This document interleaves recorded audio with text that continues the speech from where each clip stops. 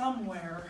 It was hard to find it in the last few weeks in the news. Let's see, in the last couple of weeks, about 10 days, we've had a new tax bill that seems to benefit no one but the rich. Over 1 million acres of national park in Utah is being declassified as a national park, opening the way for uranium mining. The Middle East peace talks are at an all-time low due to moving the U.S. Embassy from Tel Aviv to Jerusalem. Wildfires are out of control in our backyard because of increasingly strong Santa Ana winds due to global warming. We've had 3 senators resign due to harassment charges, while another one who did far worse may be elected to the Senate next week. And the travel ban against mostly Muslim countries is now in effect. How y'all doing? You don't want to hear that. Yeah. Because if you're a progressive right now, it's a tough time, right? Man. You know, people have been worked their whole lives for equality, the environment, immigration rights. It's just really rough. And it's hard to keep that positive attitude amid a lot of tragedy. But here's the thing, I know that I can't give up, right? I can't give up because having hope is a bit like breathing for me. I think I die without it. It's how I get through the tough times. As Howell said in our second reading, hope is a state of mind, not a state of the world. Either we have hope within us or we don't. Hope is not a prognostication, it's an orientation of the Spirit. It's an orientation of the Spirit. And I think that hope is at the core of what most progressives' world views.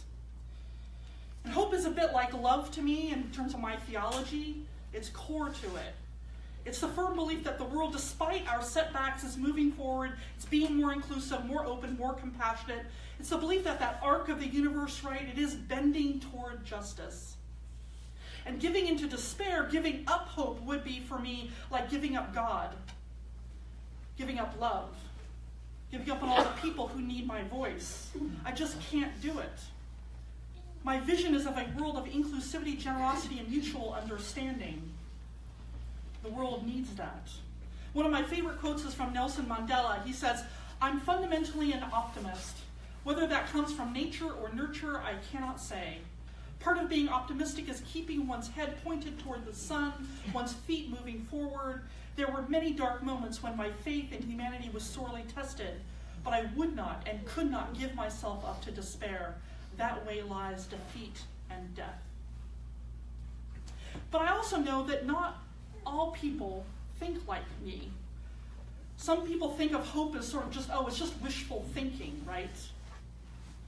That this is really a dog-eat-dog kind of world, and you've got to look out for number one.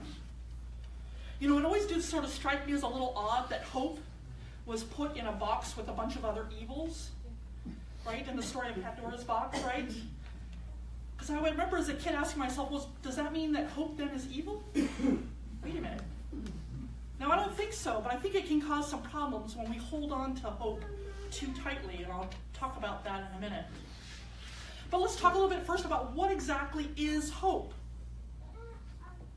So hope is not just about having a positive attitude, although I think that's part of it. It can certainly help. Nor is it about wishful thinking, like over the rainbow, let's go where the bluebirds fly. That's a lovely song, but that's not really what hope is. It requires nothing really of you but sort of daydreaming, right? Boy, I really wish I could get a car for Christmas. That's nice daydreaming. That's a false kind of hope. Hope has to begin with the reality of the world and imagining a future of what could be. Hope is what carries us through from what is now to what will be. As Rebecca Solnit said in our opening words, hope is to bet on the future. Action is impossible without hope. So then what? So when things are not going well, whether it's in the world or it's in our personal life, it's easy to give into despair, to just give into apathy, to not want to do anything, to think this difficult time will never end, so why even fight it? It's hard to find hope when everything seems to be crashing around you, when the days seem bleak. So this morning I wanted to share with you 5 different ways that you can kind of hang in there. I realize these are things that I kind of do sometimes when I'm feeling like the weight of everything is crushing down on me, whether it's of the world or if it's of my personal life. So the very first thing that you can do in finding hope, people will tell you, take the long view, not just the recent history, because the news can be really depressing if you only look in the last 10 days or last year even. But not so long ago, we got marriage equality passed. And a few years before that, I remember there was a transgender woman was elected homecoming queen here in Huntington Beach. There were the Paris Accords, there were civil rights, suffrage rights. All of these things have happened and have changed and grown for the better. Immediacy sometimes is the enemy of hope, right? That recency bias, that idea that right here, what I'm in right now, is what I remember. Take the long view. This battle isn't going to be won, probably not even in our lifetime, but we're going to add to it. We're going to further it. It will come sooner than later. You know, when things are not going right in my personal life, I have sort of a favorite saying. It's, this too shall pass. Right? And how do I know that this too shall pass? Because it always has. It always has. That's one of the things, the longer you live, you start going, yeah, I've been through this before. I will get through this. It doesn't always seem like it, but it will. Because change is the one constant in the universe. In fact, it's a chemical law. So the second thing sort of recalls something of what Rebecca Ann Parker said.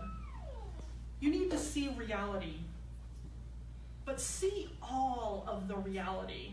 So in our first reading, Rebecca Ann Parker, she's right. She says, we're living in the aftermath of collective violence that has been severe, massive, and traumatic. And she points out that the traditional response of liberal religion has been to place all of our hopes in the future, but she believes we must face this dark reality so we can deal with it.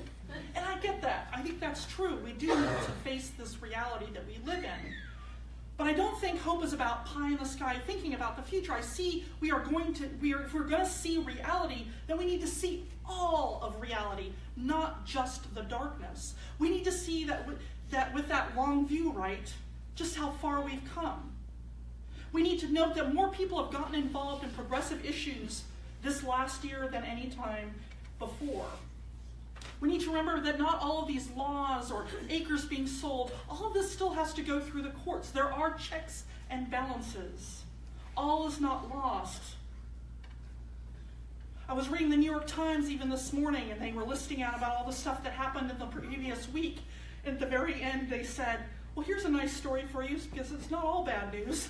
And they showed this really cute picture of an African-American man and this 81-year-old woman who had met on Words with Friends, and they had met for the first time together in this lovely photo of them hugging for the first time.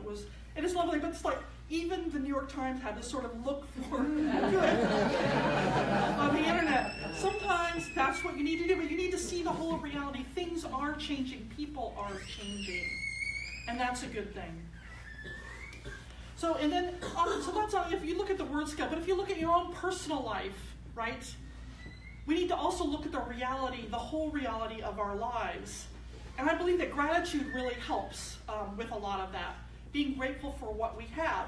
But here's the problem that I have with gratitude. Some people just say, oh, just be grateful for what you have in your life. Maybe it's your health, or maybe it's your family, or your job, or whatever. But to me, that always negates the full reality, because sometimes there are really hard things. So I have this personal spiritual practice. It's called even though gratitude. Okay? Even though that person in my job drives me crazy, I'm very grateful for my job. Even though I'm going to strangle my child because they won't finish their homework, I love them dearly and I'm very grateful they're in my life. So it's acknowledging that there is some pain there, but also the gratitude with it. It's acknowledging the full reality. Even though gratitude. Now, the third thing, and this is really tough, but this is a spiritual practice, particularly in Buddhism, is letting go of expectations.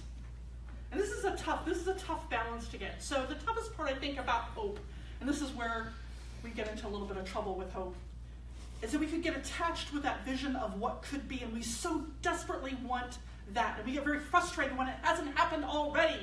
We want that now. And I remember a lesson, I learned this years ago. My older sister Kim is an environmentalist, and she has her own nonprofit now, but back in her 20s and 30s, she worked on all these environmentalist campaigns, trying to get laws passed or certain people elected and all that sort of thing to support the environment. Now, this was back in the 70s and 80s. Okay, so this is before environmentalism became a byword that everybody knew about. I remember asking her, so Kim, how many campaigns did you win? Because she was on a lot of them. She was running them and everything.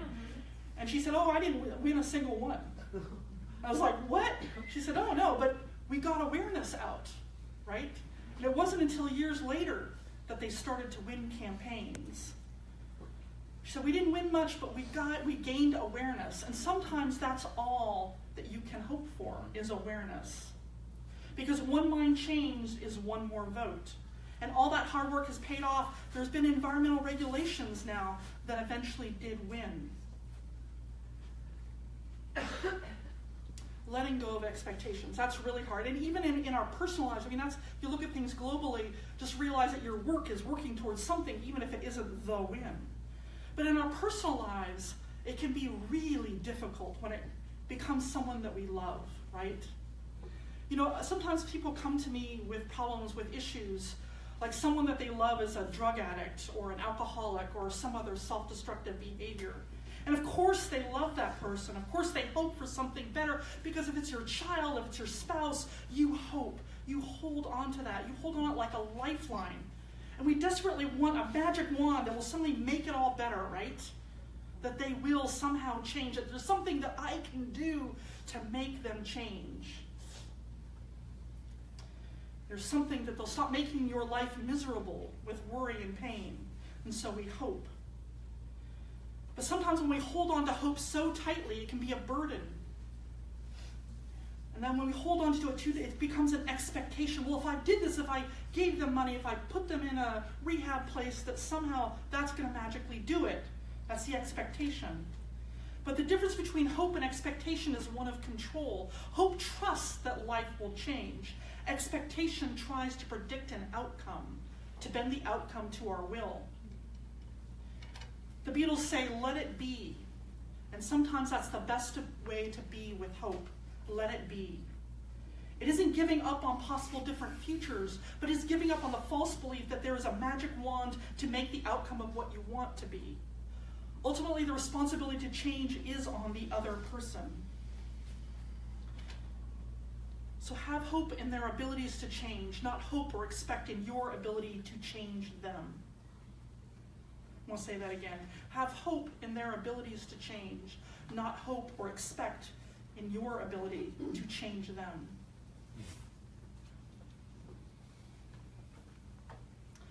And this is something that I found that always makes me feel better.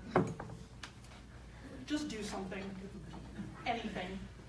Right?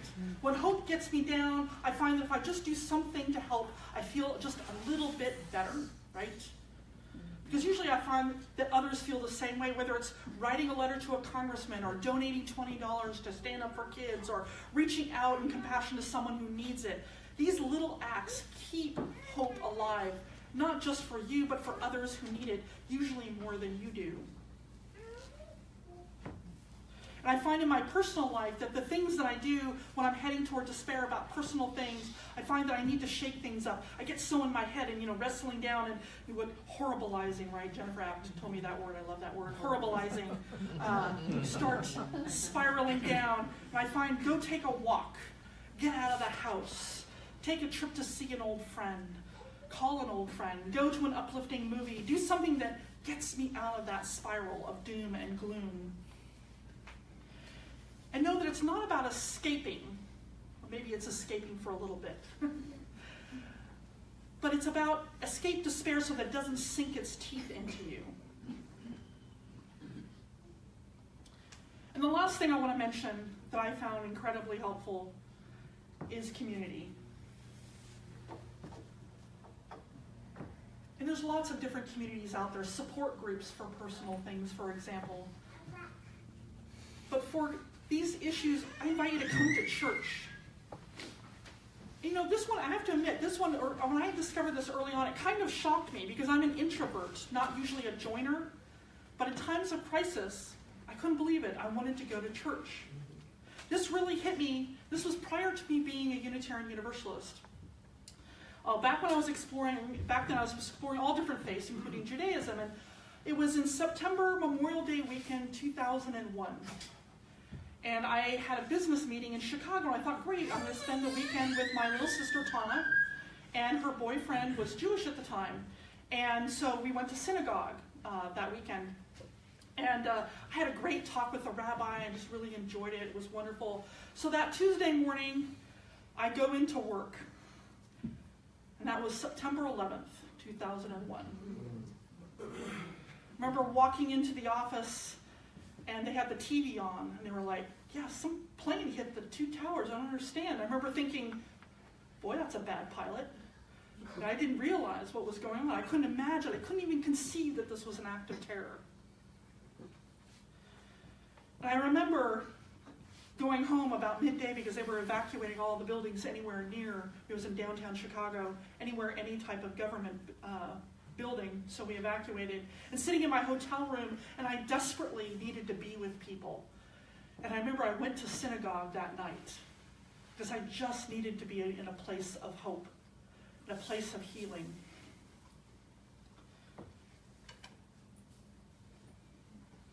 Community can do that for you. And in fact, I think that this is one of the roles of our houses of worship. It's to offer hope in difficult times. And I believe it in particular of Unitarian Universalism. I believe that our theology, because it is ultimately a hopeful theology, it's grounded in the realities of our day, but it believes that the ultimate goodness of humanity and of the world. And it asks us to take action to help work toward the goal of a world with peace, liberty, and justice for all. Some of you know John Murray, right? He was a 19th century Universalist. No, I'm sorry, he was an 18th century Universalist. That is, he believed in universal salvation. The hopeful message that God's love was so great that it was for everyone, and everyone was saved. This was an absolutely radical message for its day, right? Because you're up against Calvinism, which says you're a sinner, and unless you believe in God in this very specific way, you're not even guaranteed yet to go into hell. Only if you're one of the elect, right? Mm-hmm. But no, John Murray was talking about God's gracious love for everyone. And the amazing thing is that Murray himself had endured unspeakable tragedies. He'd lost his wife and his children to illness. He was run out of England because of his Universalist theology, literally having his church burned down. He was thrown out of the Methodist church. And finally, giving into this despair, he said, I'm going to lose myself in the wilderness of this new world. And he decided to sail for America. I know some of you know this story about how a man named Potter on the shores of New Jersey had built a church there. The church wasn't occupied, really. He built it there because he believed that someday a Universalist minister would come along and preach in it. He believed in Universalism, and he wanted a Universalist preacher. So interestingly enough, John Murray's boat comes sailing, and it gets, the tide is out, and it gets sort of, I don't know what it is, they get caught in the shoals there, and he can't move. Right, so they're stuck there. So they decide to go ashore and get some supplies. And John Murray just happens to run into Potter. And they start talking, and Potter's like, you're the one. You're the one. Providence has sent you. Come and preach in my church. And John Murray's like, yeah, look, okay, I'll come and preach, but only if the tide is still capturing us in and we can't move. But otherwise, I have to leave my ship. Sorry, And sure enough, the tide did not go out when they expected it to. And that day, the next day, he went and he preached in Potter's Field in Potter's Church, which I believe still stands to this day. This is our one miracle story in our tradition. And he realized that this is what he is called to do. And he regained hope, and he regained that message, and he went and he spread Universalism throughout the United States at that time. This was back in 1770. And he would tell everyone that he met, he told them this: go out into the highways and the byways. Give the people something of your new vision. Give them not hell, but hope and courage. Preach the kindness and everlasting love of God. So my friends, this morning, with apologies to Mr. Murray, I say this to you when you see despair in the world. Go out into the highways and the byways. Give the people something of your hopeful vision. You may possess a small light, but uncover it, let it shine. Use it in order to bring more light and understanding to the hearts and minds of the people in this land. Give them not hell, but hope that everlasting love will ultimately win. May it be so, blessed be, and amen.